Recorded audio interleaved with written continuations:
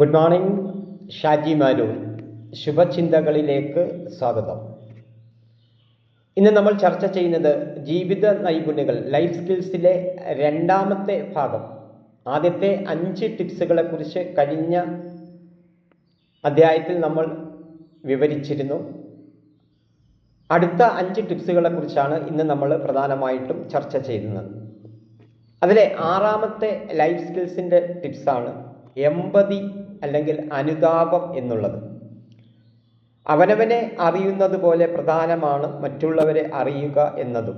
മറ്റുള്ളവരുടെ സുഖദുഃഖങ്ങൾ സ്വന്തം അനുഭവങ്ങളായി കാണണം. നമുക്ക് പലപ്പോഴും മറ്റുള്ളവരോട് അനുകമ്പ, സിമ്പതിയാണ് ഉണ്ടാവാറുള്ളത്. അതുകൊണ്ട് അവരനും നമുക്കും ഒരു ഗുണവുമില്ല. എന്നാൽ അവൻ്റെ സ്ഥാനത്ത് ഞാനാണെങ്കിൽ എന്ന് മനസ്സിൽ കണ്ട് പ്രവർത്തിക്കുക വഴി എല്ലാവർക്കും നന്മയുണ്ടാകും. മറ്റുള്ളവരുടെ ദുഃഖം നിങ്ങളുടെ ദുഃഖമാക്കി മാറ്റി അവരെ സഹായിച്ചു നോക്കൂ. മാറ്റം തൊട്ടറിയാം. 7ാമത്തെ ലൈഫ് സ്കിൽസ് ടിപ്സാണ് ഇഫക്റ്റീവ് കമ്മ്യൂണിക്കേഷൻ, ശരിയായ ആശയവിനിമയം. ശുഭചിന്തകളിലേക്ക്. പറയാനുള്ളത് മുഴുവനും പറഞ്ഞില്ലല്ലോ, പറഞ്ഞതൊന്നും ശരിയായില്ല. അല്ലെങ്കിൽ സിനിമയിലെ കഥാപാത്രങ്ങൾ പറയുന്നത് കേൾക്കാം. കുട്ടിക്കാലം മുതൽ തന്നെ ആശയവിനിമയത്തിൽ വരുന്ന പോരായ്മകൾ നമ്മുടെ ജീവിത വിജയത്തെ മോശമായി ബാധിക്കും.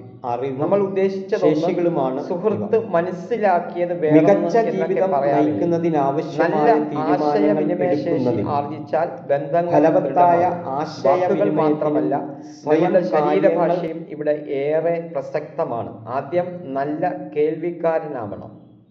ഈ രീതിയിൽ നമ്മൾക്ക് നമ്മളുടെ ആശയവിനിമയം മെച്ചപ്പെടുത്തി എടുക്കുവാനായിട്ട് സാധിക്കും. ലൈഫ് സ്കിൽസിലെ 8ാമത്തെ ടിപ്സാണ് ഇന്റർപേഴ്സണൽ റിലേഷൻഷിപ്പ്. ചിലരെ കണ്ടിട്ടില്ലേ, എവിടെ എത്തിയാലും കുറഞ്ഞ സമയത്തിനുള്ളിൽ നിരവധി ചങ്ങാതിമാരെ ഉണ്ടാക്കുന്നവരെ. എങ്ങനെ നല്ല ബന്ധങ്ങൾ ഉണ്ടാക്കാം എന്ന് മനസ്സിലാക്കണം. മറ്റൊരാളുടെ വികാരങ്ങളും ചിന്തകളും പങ്കുവെക്കുന്നവരാണ് നല്ല സുഹൃത്ത്. ഈ രീതിയിൽ നമ്മൾക്ക് ഇന്റർപേഴ്സണൽ റിലേഷൻഷിപ്പ് എന്ന് പറയുന്ന ഈ ഏരിയ ഡെവലപ്പ് ചെയ്ത് എടുക്കുവാനായിട്ട് സാധിക്കും എന്നുള്ളതാണ്. അടുത്ത 9ാമത്തെ ടിപ്സാണ് വികാരങ്ങളെ മെരുക്കാം, കോപ്പിംഗ് വിത്ത് ഇമോഷൻസ്. അമ്മ വിളമ്പിത്തന്ന ഭക്ഷണത്തിൽ പാറ്റയെ കണ്ടാൽ നിങ്ങൾ എങ്ങനെ പ്രതികരിക്കും? അത് ഹോട്ടലിലാണെങ്കിലോ? ദേഷ്യവും സങ്കടവുമൊക്കെ പലപ്പോഴും പൊട്ടിത്തെറിക്ക് വഴിമാറില്ലേ? പിന്നീട് അതൊക്കെ തെറ്റായി പോയെന്നും തോന്നാറുണ്ട്.